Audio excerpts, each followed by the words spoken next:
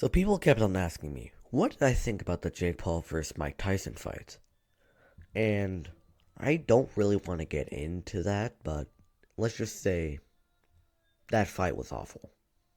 And the reason why I don't want to get into it is because that fight was incredibly boring. And it was also an extremely predictable thing to see from a mile away. Now, the undercard fights that preceded the main event were also extremely good, so all hats off to the fighters that really put their best foot forward and delivered an incredible performance in the middle of this circus act. I have said to myself since the very day that this stuff was announced that it was a pathetic endeavor. I thought that this would only end in underwhelming, disappointing disasters. And it only got worse when Mike Tyson suffered a medical emergency and nearly died 4 months before this fight, which caused it to be pushed back in the first place. It is stupid. I thought it was a horrible concept for a fight. I didn't even watch it. I don't have Netflix in the first place.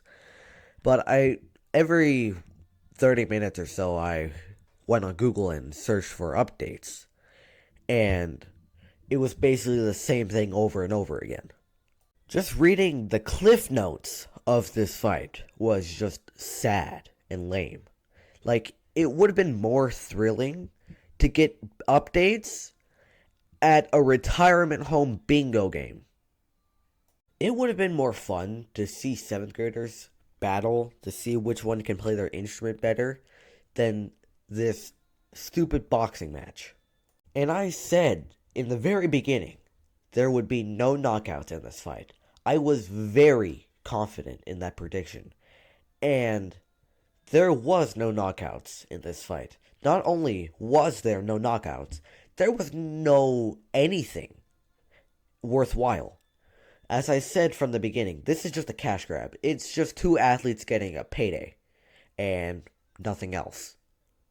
And from the highlights that I watched, there wasn't even much of a fight. There was Mike Tyson, nearly 60 years old, but he's also a man. And there is no man that can beat Father Time.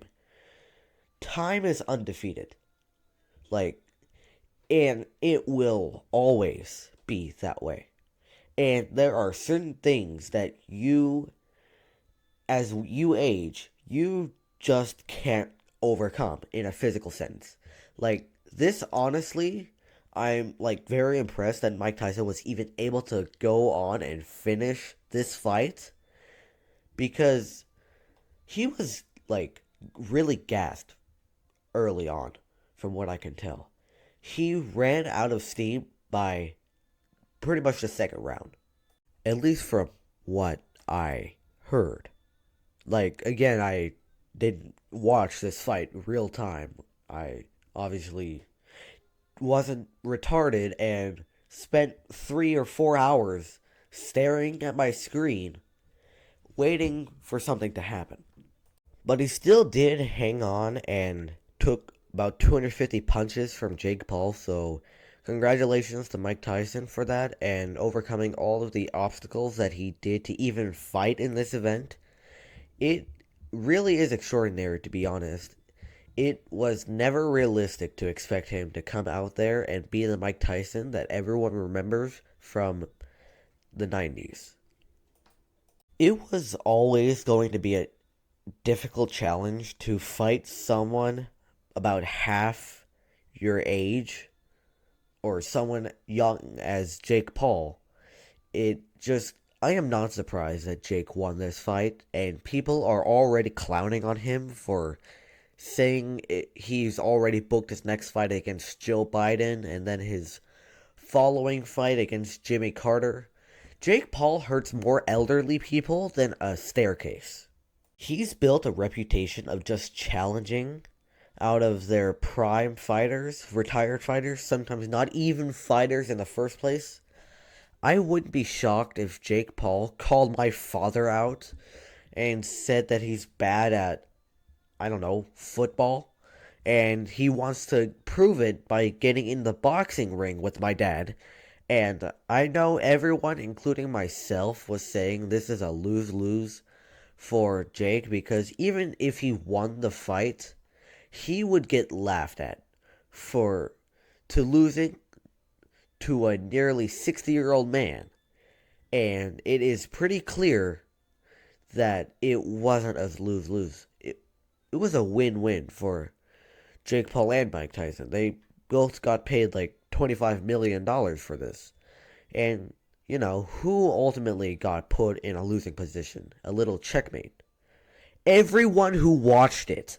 Everyone who spent their night waiting for something extraordinary to happen with Jake Paul versus Mike Tyson.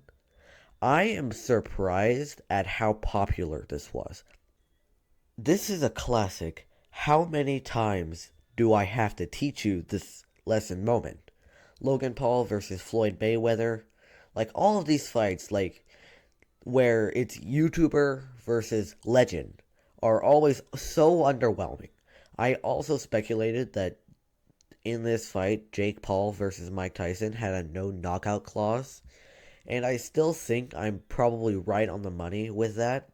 Like, this truly was just about getting a bag. I don't think there was ever the desire for Mike or Jake to knock the other one out. So I think it was probably even written into the contract to maybe not go wild in the fight or anything. But of course, there's just some conspiracy theory stuff. Not that it really matters or anything, but at the end of the day, this was never about a fight. It was always about a payday for both of those boxers. So, I mean, congratulations to them. They definitely made a pretty penny off of this.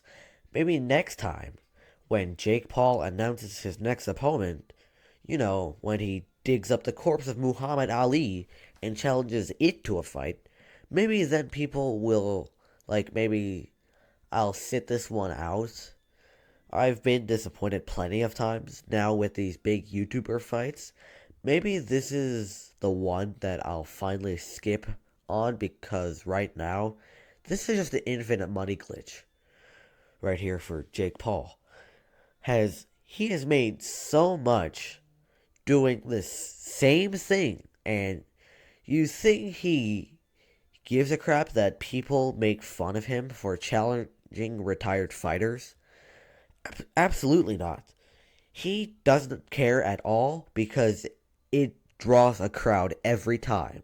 And even if you hate him for it, you're still watching, and that's putting tons of money in his pockets, and he knows that playing the villain is extremely lucrative because it gets people invested and they want to see him get knocked out, and he plays with that and makes a lot of money. So people be cheering for whoever he goes up against when Jake Paul announces that he's fighting the ghost of Christmas past next week. People will tune in hoping that this will be the time that justice really comes in and will be the time that he finally gets knocked out. And I can't wait to see it. And it probably won't because Jake is a good fighter and he's fighting people that don't actively fight anymore. When he did fight someone that still does actively fight, he lost. And I'm going to make another prediction here. I don't think he's going to make that same mistake again. I don't think he's going to challenge any more fighters that are still fighting right now. But yeah, that's just a bold prediction because he's going to be farming this for quite some time. I think he will continue to choose huge names and nothing else. Huge names means that more people will recognize them and will draw a crowd to tune into the latest wet fart of a fight. So there you go. There's the whole plate on my thoughts of Jake Paul versus Mike Tyson. I'm very happy that I did not watch this live. And if I did, it would make me actually mad. Especially considering how bad the broadcast was. That's a totally separate subject. So I was reading some of the complaints from the people after I watched the highlights. I was reading from like some of the articles that were posted about like the Netflix issues that they were experiencing. So, like, how do you mess this up that badly? This was a massive event for Netflix, and they definitely fumbled it in a big way. But maybe that could have been spun as a blessing in disguise, because maybe there's people that were watching it, but the broadcast was so bad that they turned it off and just went to bed early. Because of that, they got extra sleep, and you're feeling a lot more recharged yesterday. So, Netflix's blunder may have been to your benefit. At least some viewers out there, though. I do think Netflix should probably get the stuff together for the next time they try to do a massive streamed broadcast. Because from what I've read, that was not smooth at all. Anyways, that's all I had to say. See ya.